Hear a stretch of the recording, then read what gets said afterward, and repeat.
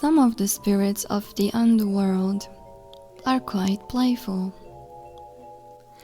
They literally go by the saying, "Don't take life so seriously." This is exactly why I advise against playing any game with them. Because while not having anything to lose, they do not take your life seriously either. One of the worst games you could play, arguably, is the Tombstone game. Now you might ask, why would anyone ever attempt to play it if it's so detrimental to the living participant? Well, that's because even though your chances are minimal, the reward exceeds your wildest dreams. To conjure a spirit and ask to play, go to a nearby graveyard at sunset. You should be there exactly when the sun is sinking below the horizon. Walk among the tombstones while continuously repeating the phrase, "I wish to play, but who will join me?" Keep doing so until eventually you feel drawn to a certain tombstone. You'll know someone answered your call when your head suddenly turns towards a specific tombstone, and for some reason, you can't take your eyes off of it. I will play. You're going to blink, and they'll be there, sitting by their tombstone, grinning menacingly while tapping their long, blackened, deformed fingers on the stone. They're usually covered by a ripped veil, either pure white or blacker than the night itself. Their vicious smile might make you want to reconsider, for this is not the first time they play this game. And they are already picturing the dreadful ways in which you will most likely end. The game is simple. The rules are few. The time limit is, however, short. Your adversary will tell you what you have to do, and it will sound something like this. What is my name? You have 3 days to find out and return to tell me. The game starts now.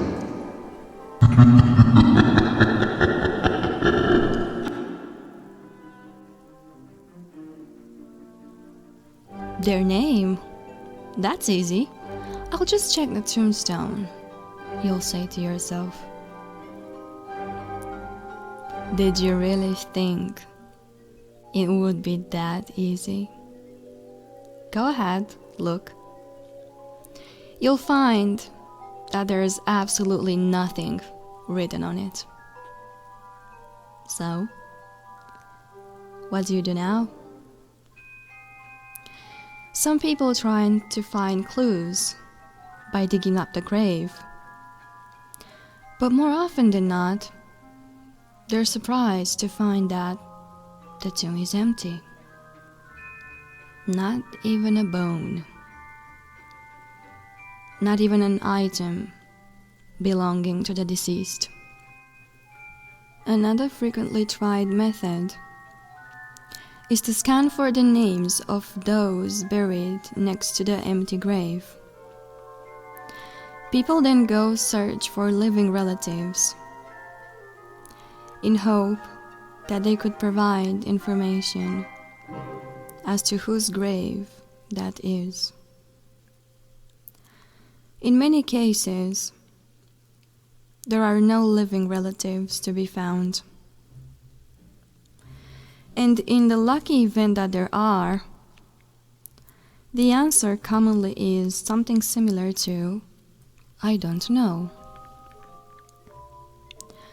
Other times, they give you really vague insight, such as that some soldier's tomb from the 1800s, or there's some crazy dude that killed himself and burned in a house fire so they couldn't find a name or a body to bury. However, these stories could very well be dead-end tracks. And how long are you willing to spend on uncertain paths like these? Bear in mind, you were only given 3 days to complete the task. What are you going to try next? A clairvoyant or a seer is another common option for those who attempt this game. Some even consider asking a priest or a minister for help. But keep in mind that the spirit will not give out their name willingly, as they would automatically lose the game. As for the second option, you're lucky if any priest agrees to even try to help you in the first place, once you tell them that you went on to mess with entities on your own free will. Even if they do, your consent to play renders any attempt at unbinding the contract useless. Moreover, this strategy could very well provoke the spirit in such a way that the game is lost before it even began, and you'd be doomed to a fate worse than death, with no way to set yourself free. The bad news is that I'm not allowed to tell you any of the ways in which someone has correctly answered this question. Nor can I reveal to you any name, as the entity who chooses to play is never the same. What I can tell you is that there are ways to solve this riddle. A select few manage to do so, myself included. Should you successfully accomplish your task, you are now the proud protectee of an all-powerful beyond-the-grave spirit, who will do everything in its power to provide heaven on earth for you.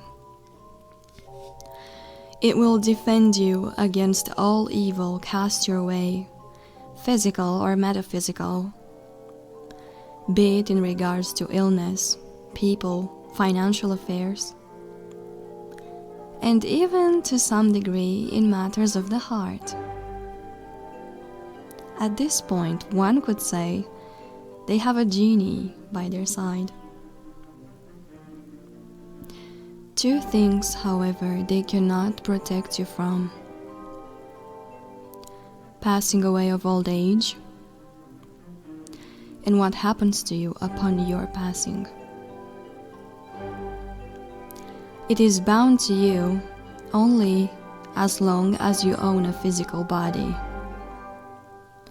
So whether you believe in hell or in karma, one thing is sure: you're sure to pay for your sins or wrongdoings upon your passing. Having signed a contract with this creature, fortunately, will not count as either a sin or a good deed. That is, in the event that you win.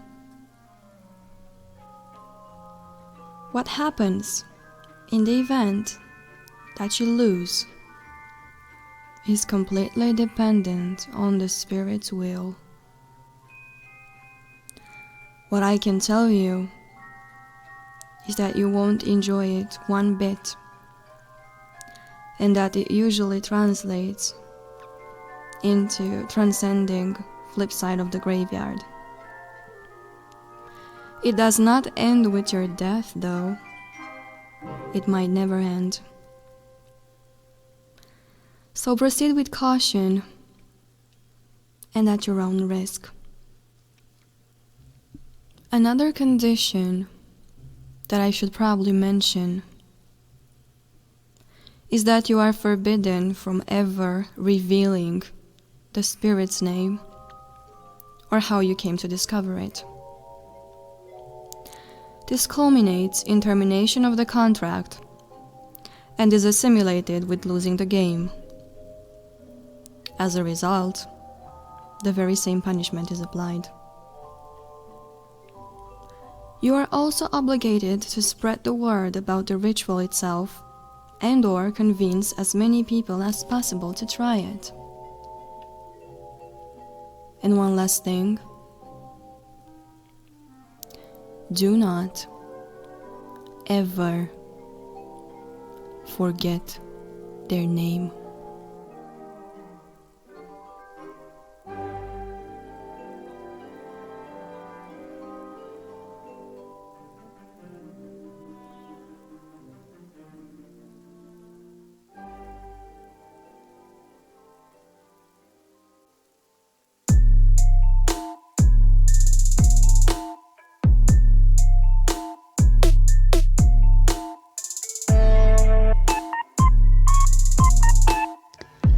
Hello my little ghost. If you enjoyed tonight's story, please consider liking and subscribing and let me know in the comments below what your biggest fear is. I could get inspired and the next story I post could chill you to the bone. Thank you for your support and happy spooks!